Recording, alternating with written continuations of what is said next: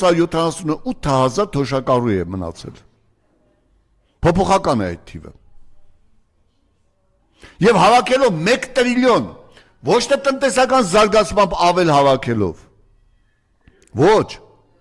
այլ պարզապես հավաքելով ավել 1 տրիլիոն դրամ, ժողովրդից քերթելով, առանց ոչինչ չտալով ժողովրդին, լրացուցիչ գույքային պարտավորություններով եւ հարկային պարտավորություններով նա 1 տրիլիոն դրամ է քերթում։ Եվ դրա 5%-ը 50 միլիարդը ափսոսում է վերադարձնել թոշակառուներին։ Ափսոսում է ուղղակի։ Ինչու՞։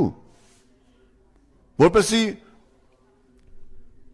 ամբարոյականի մայրը ծառայական մեքենայով պտտվի, որպեսզի հարճը թիկնապահներով եւ ծառայական